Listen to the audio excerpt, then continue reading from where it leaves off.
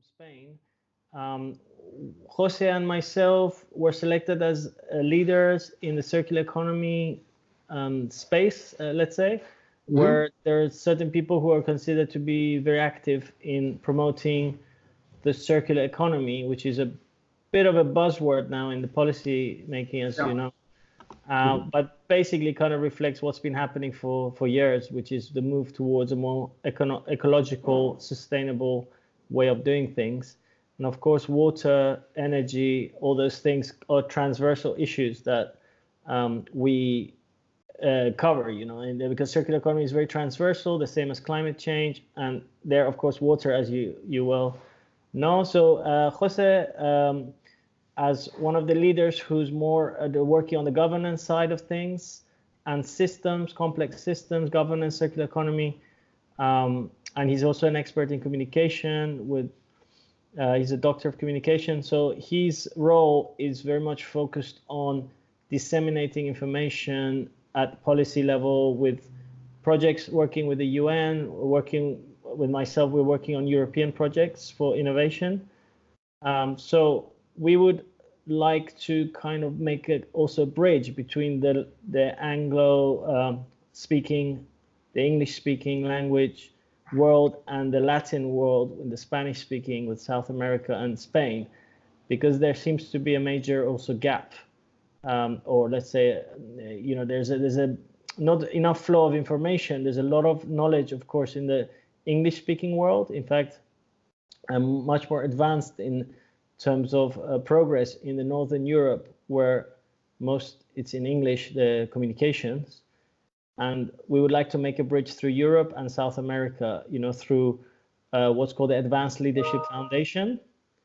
So the Advanced Leadership Foundation was set up by Juan Verde, and also the Circular Economy Club. So these are the two organizations that we work with to promote sustainability and circular economy. Sounds great. Well, it's very important business. It's an interesting and dynamic concept, the circular economy. It's a pleasure for me to spend a few minutes chatting with you. Okay, excellent. So just to close it on our side, Jose identified your profile as a very relevant person in the US and on the world scene in terms of the water management, the water nexus, with other things as well. So he wanted to speak with you, and I'm mainly here to support Jose in his project to disseminate your interview through the blog and subsequent events.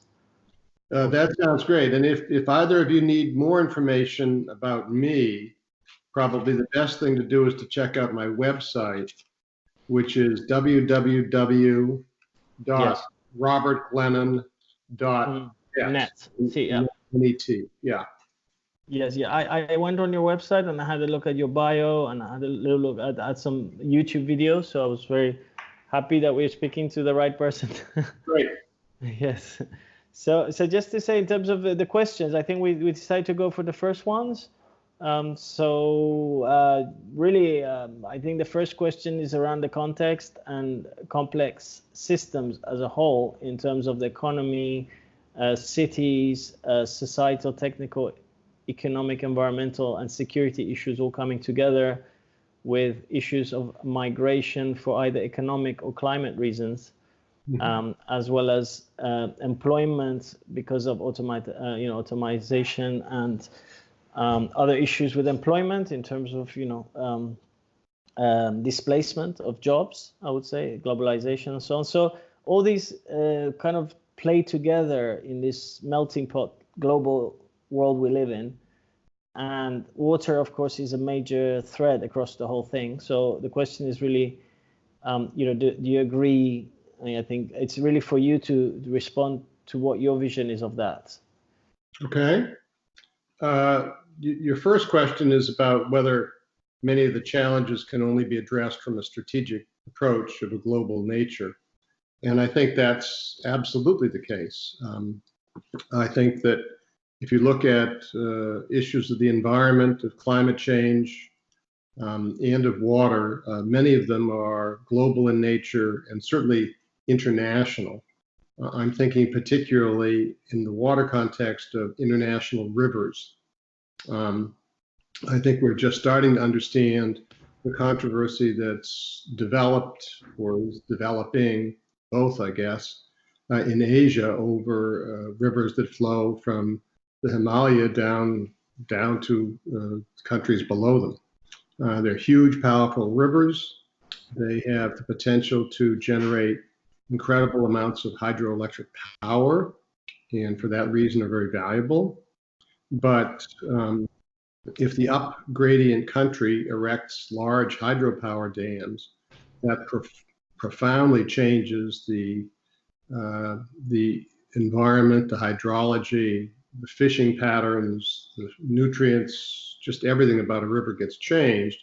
And the lower lying countries are going to have to figure out how do they either make do with less water or make do with fisheries that are adversely affected by the change in the hydrologic pattern from these upstream dams. So that is international, pure and simple. Climate change, as you say, really, Shahram, is the biggest one. I'm saddened by the United States backing away from a leadership position there.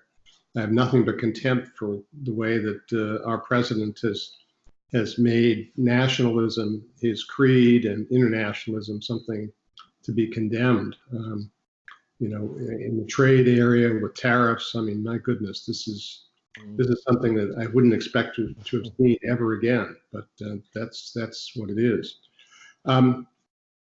You also ask about water management, whether that's an exception to the fact that it's all global. I think I'd actually there give you an answer of yes and no. On the one hand, it's very global because of the international rivers.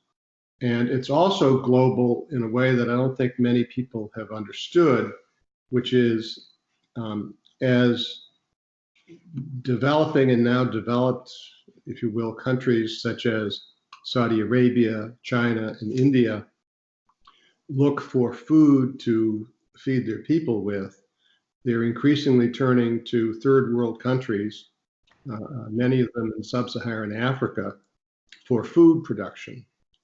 And of course, food takes the most water of any use across the globe. It's about 80% in the United States of water is used for agriculture. And what I think we see is what one writer called the global farms race. And that is that you have these countries buying up large swaths of land or having state-sponsored corporations do the same. Sometimes they're actually sovereign governments that are doing this.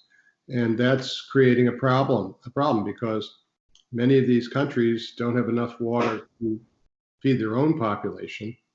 And if you have now food grown for export, that puts really a humanitarian problem on the international stage. And I'm not seeing nearly enough attention to that. The land grabbing issue, yeah. Yeah, this is a huge moral issue for the international community. And I'm not seeing the leadership that we need to deal with this.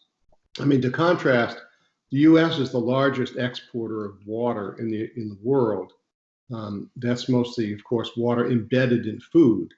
But most of that food comes from the heartland of the United States, the Midwest. And most of those crops are grown with dryland farming and grown simply with the precipitation, the rain that Mother Nature provides. I'm not troubled about that export. If the United States wants to protect its own economic interests, it certainly has the capacity to do so. But in these other countries where the governments are either too weak, too corrupt, too inefficient to protect their own people, we're looking at humanitarian disaster down the road if we don't do something about this. Now, on the other hand, water is local. I mean, it is physically local. It exists in time and place, and you can't really move it around very easily. One, it's a fluid. It just doesn't stay in one place. Two, it's heavy. I mean, 1 liter of water weighs 2 pounds. So you talk about a US gallon of water, and that's 60 pounds. You multiply that by the numbers needed to provide needs for agriculture elsewhere, and you're talking about a real engineering problem of how do you move the water. And moving that water takes tons of energy. I think you might be surprised to know that in California, the largest use of energy is simply to pump, treat, cleanse, and deliver water.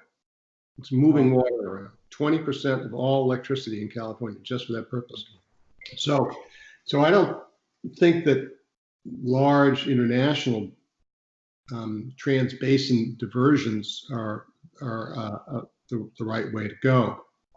For better or worse, water law, water rules, water regulations are going to have a very local focus. In systems such as the US with a federalism system, you can have a federal or a national overlay, but ultimately each area is going to have to develop its own institutions to deal with the problem. Yeah. I think that's it's very interesting the way you portray the global and local nature of water and the nexus with energy. And you also we also mentioned the issue of cities there and the big mass migration into cities. Yeah. You know, especially in developed countries. Yeah, that's its own humanitarian crisis. I mean, if you look at what's been going on in Syria and elsewhere in the Middle East, you don't have to scratch the surface very hard before you come to the situation that water is driving some of the migration, and water shortages are a major problem for that reason. The country I know best is Bangladesh. I taught in Bangladesh a couple of years ago, and they're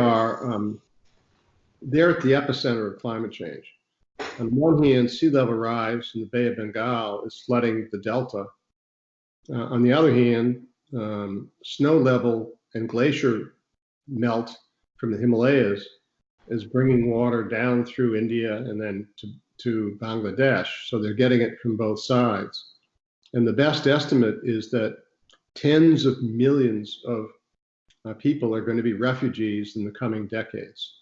And to put that in perspective, as bad as the situation has been in Syria, that involved 3 million people.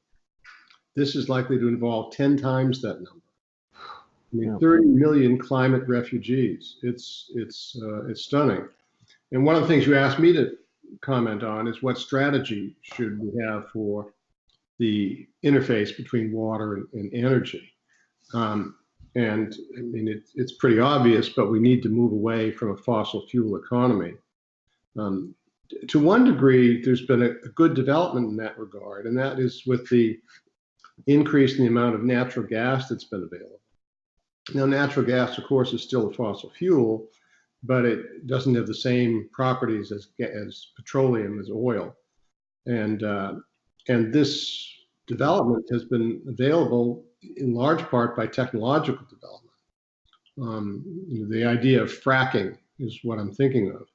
Now, fracking originally just means putting something into a well to keep a space open so that you can extract the oil or gas. That's been around for a long time. What's new in the oil and gas drilling space is what's called horizontal drilling. And horizontal drilling allows the well to be dug down, say 2 or 3 miles, and then the well driller tells the well that's being dug to sort of take a right turn and go horizontally across. In the past, when you had drilling, you had to have individual wells. Now you can have one well going with spokes of a wheel off in all directions at whatever level you want. Whenever you find natural gas, you could do it. And this has been transformative. The price of natural gas is a fraction of what it was only 10 years ago. And in the United States, despite Mr. Trump's efforts to prop up the coal industry, that industry is dying. Right now, the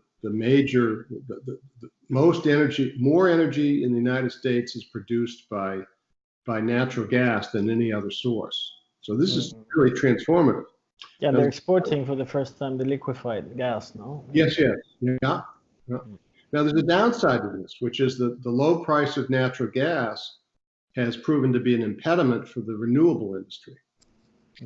Renewable, solar and wind both were kind of marginally viable economically without government incentives and requirements, things like renewable portfolio standards.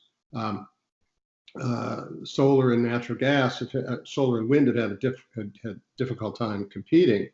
And now what you're seeing is many large electric utilities are closing coal plants, but they're not going to natural gas and wind. They're going to, they're not going to wind and solar. They're going to natural gas. So the renewables are having an economic challenge competing with the lower prices for natural gas. On the cities, I think the biggest problem is sea level rise. And there was a book, I reviewed a book in the New York Times last year. The book is called The Water Will Come. The author is a guy by the name of Jeff Goodall, Goodell, The Water Will Come. And it's absolutely chilling. I mean, I knew about that from having done my own writing about Bangladesh, but well, the best city in the United States to look at is the city of Miami, Florida. And Florida, as you know, is this big peninsula. What most people don't know is that peninsula used to be ocean. And the land mass of Florida and the geology underneath it, it's all limestone, original sea formations. And limestone is very porous. It's like Swiss cheese. And as the sea level rises, if this is the level of Miami Beach, and the sea level rises above it, well, the water's going to go underneath and come up. Miami is not like the Netherlands, where you could simply put a dike up and keep the water out, because the underlying geologic formation is porous. Yeah. And water will seek its own level.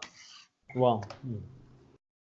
And one of the points that Goodall makes is there's not enough money to fix this problem. The city of New York has proposed a berm around the lower part of Manhattan. It's, I don't know how many miles long, but it's multi-billion dollars to put this berm around one very small part of the island of Manhattan. Wow. Now, Manhattan is a pretty darn important island to the national economy and the world economy, to finance, trade, and so on. But his point, which I think is correct, is there just isn't enough money to protect people from this problem of climate change. Some are going to get protected, others are not. There will be winners and there will be losers. Yeah.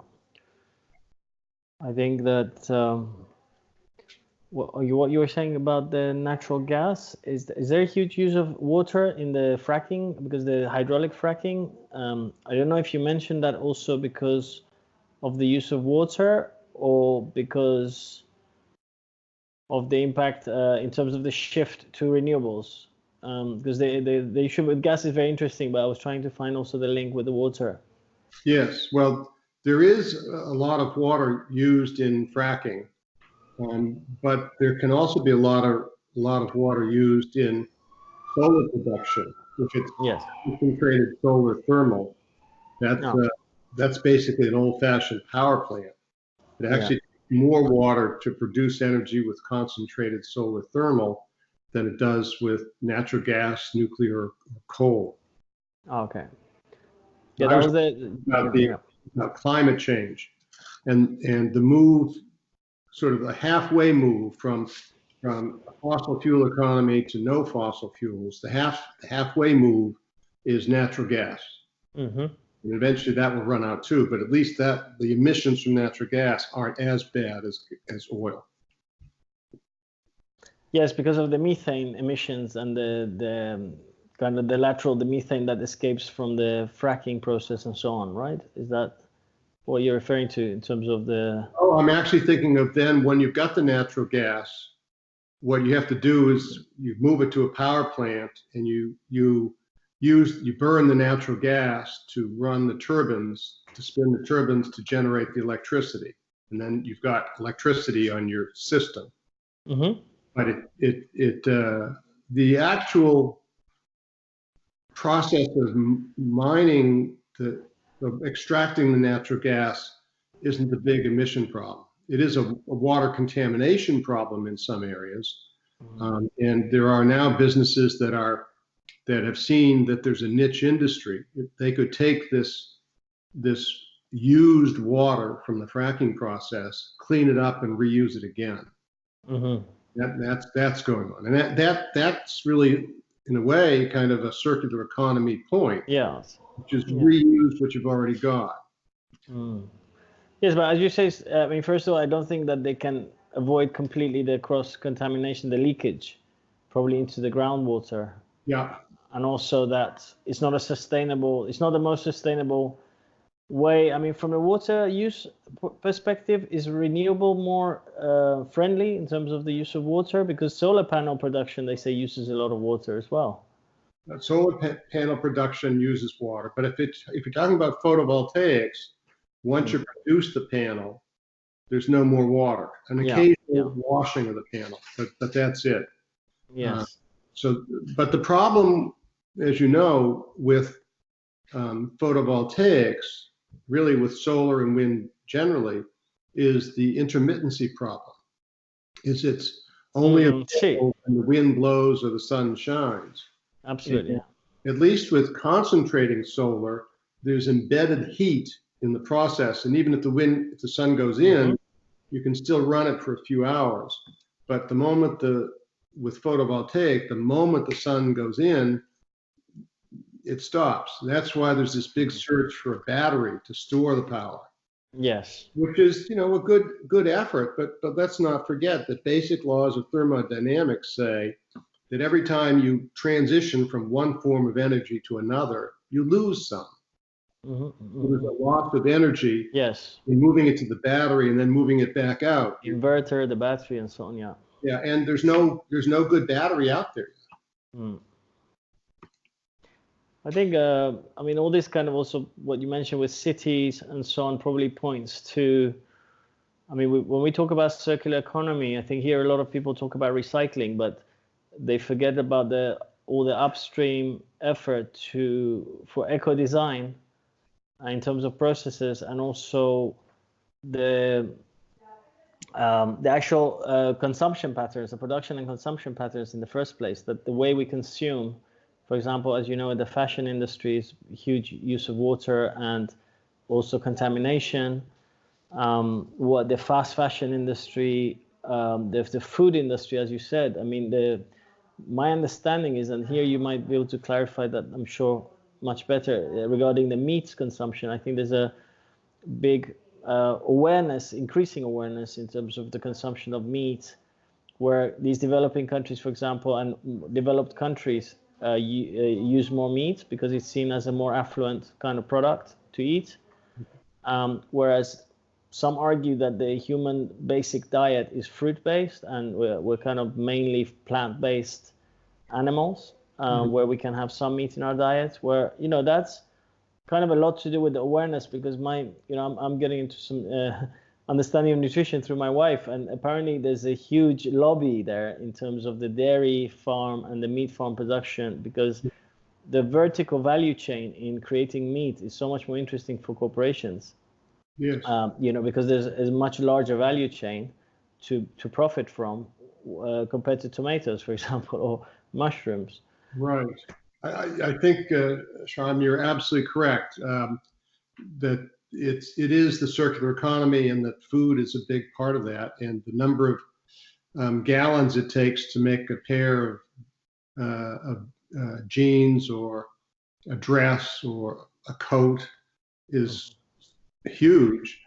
And then when you look at a pound of beef, it's astronomical.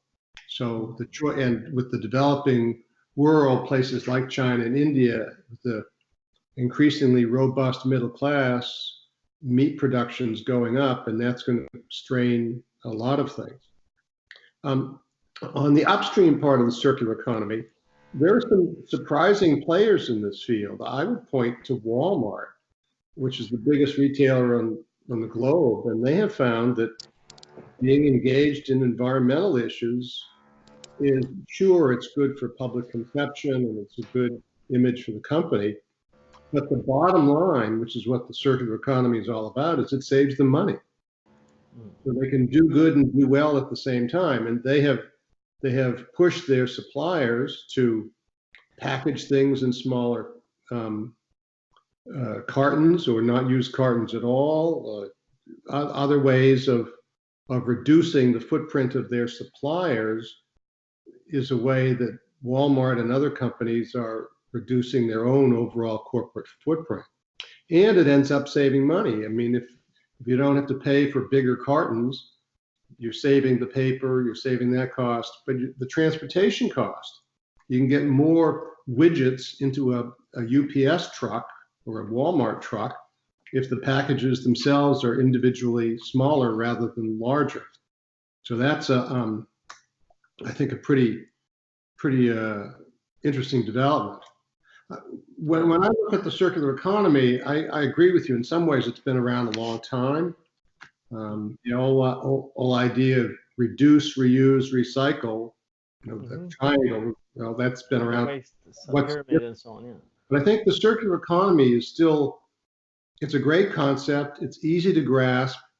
It's eliminating waste. I mean, at every step in the chain, how can we do better? I'm concerned about the tail end of this because you can do as much as you can at the front end to reduce the use in production. What do you do with the stuff that's still left over or left over by consumers? The waste. You would say you would recycle it. But in the United States, a lot of this stuff that's been recycled has been purchased by Chinese companies, sent over to China, and then used there. And you may know that there's a glut on the market, and the Chinese have now refused to take this stuff from the United States, which has created major problems. I mean, I think elsewhere in Asia, maybe Indonesia is sending back the waste to Canada, and Malaysia for the UK and so on. Yeah. Yeah. So we have to figure out economical ways to reuse. And one of the things that I'm increasingly aware of is it's all well and good to say, I'm going to recycle. Well, in Tucson, Arizona, where I live part of the year, that means you just throw all your recycling stuff into a bin and you feel good. But someone has to sort through that stuff. And it takes just a little bit of mixing paper and plastic before you've contaminated the entire lot. And if some of the stuff isn't clean to begin with, hasn't been washed as food particles or whatever, you're ruining the whole lot. And where I live, where you're reaching me now in Maine, very small rural area, fishing community, but this community is they're cheerleaders for recycling. The town of St. George has a recycling center, and there are, oh golly, 10 or 12 different windows where you place your stuff. Cardboard goes here, magazines go here, mixed paper goes here, big containers of plastic go here, smaller ones, smaller, it goes tin. Organic waste. There. And even there, they're finding that it's difficult to take advantage of all of this stuff because there's not enough people in the small town on this peninsula to generate enough of the material for people to buy it and use it. So they end up selling it to someone who mixes it in with other people's waste. So the benefit of having achieved a high quality aluminum batch gets messed up when you start to mix it with other people who haven't so segregated their waste. I don't know what the solution is going to be. Yeah, and it's stop being so local. Yeah. Yeah, if I can say something on the circular economy and water, there's a terrific development that the city of Los Angeles just announced. Other cities have been doing this, but not LA, and that is to reclaim its wastewater. Now, in Tucson, where I live, about 10% of the water is reclaimed. It's used for golf courses, cemeteries, ball fields, highway medians. In some places, it can now be used in power plants for electric generation. The city of Phoenix in Arizona sends a huge amount of water to the Palo Verde nuclear generating plant, which uses that in its cooling towers. So recycling has got to be a much bigger part of our solution to the world's problem of water. And just about 2 months ago, the city of LA announced that they were going to recycle all of their water by 2035, I think. And that's a big deal. I've been critical of them. There's a power plant there called Hyperion. And the Hyperion power plant generates a volume of water equal to the 7th largest river in the entire United States. Oh. And yet, if you look at a photograph of the Hyperion plant, you see right behind it is the Pacific Ocean. And that's where they have put, until now, all of the water. They treat it, and then they dump it into the ocean. That's how cities around the entire world have analyzed their water. You have a treatment plant, which is always at the lowest part of the basin. You deliver water to homes and businesses, they use it, and if you have sewer systems, then the pipes, what you flush away goes into pipes, and by gravity it goes down here. And then you treat it and you dump it in the ocean or you dump it in the river.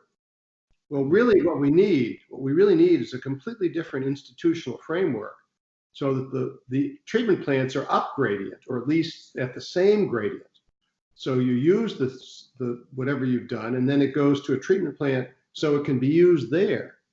What you don't want is what LA has, is the plant gets water from all around the LA area and then dumps it in the Pacific. And they have announced that they're going to stop doing that. So that's a terrific development.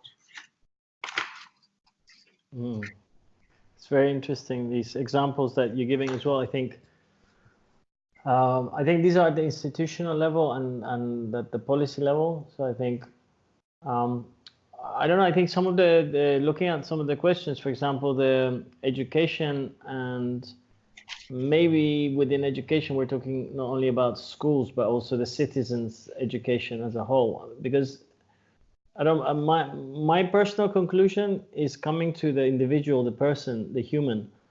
With all this, I've been working on this for several years now, and I just keep thinking, it's not the businesses, it's not government, it's us, the people, and because we find it somehow easy to abstract things into institutions and entities that don't really have, they take away responsibility from us in a way. Yeah. Because they're abstract forms that have legal, representation, but actually the people are hiding behind them. I think we all kind of get kind of somehow protected by institutions, So the question is, if we go back to education, and I don't know, somewhere, maybe Jose Esteban, do you want to say a bit more specifically? Because my idea was that maybe the cities being so important, the youth, the future, if we see things like what's happening with the climate movement, with Thunberg, for example, where it's a youth-led movement. It's from cities, it's affecting, it's very transversal. And it affects our consumption patterns, because all these things you talked about, waste at the end of the pipe, if we actually change our consumption patterns, and I think a big part of the circular economy is circular thinking, so if we know where things come from and where they end up and how along the value chain they affect everything along the way, then I think we become much more sensitive and responsible. I think I think that's a terrific point. Education has to be part of it, and both in the schools, but it can also be a lifelong learning process. The City of Tucson Water Department, when they send their bills out each month, includes an insert that is something about water. It's an educational message about your water supply. And I think if people have a better sense of where their water comes from and how it's being used and what happens to it, they're more likely to be better stewards of it. So I'm not an expert, as I said, about your questions 6, 7, and 8, I think, education, but education has to be part of it. And right now, it's fairly sad. When people have polled people in the United States about where their water comes from, they often are clueless. And we don't think about water. It's just there. You turn on the tap and out comes water. And we pay less for it than we do for cell phone service or cable television. And that's a big problem. The price signals are all wrong. If we don't have enough resources, we can't maintain our water and water treatment systems. And in the United States right now, that's the biggest water problem. I'm sure you've heard of a city called Flint, Michigan, where people died from drinking water. Yes, for privatization, yeah. No, it wasn't privatization. It was provided by the city, but they shifted from one supply to another. Yeah. And they were old lead pipes, and the lead pipes leached stuff into the water supply, and people got sick, and some people died. That could have happened in hundreds of other cities. It happened to be a majority African American city, but it could have happened nearby in the wealthy communities of Grosse Pointe, right next to Detroit. We have to do better in providing a revenue stream so that the water systems, both the drinking water and the treatment systems, are maintained at a high level. Now that's going to mean real challenges. Some people already are struggling to pay their bills.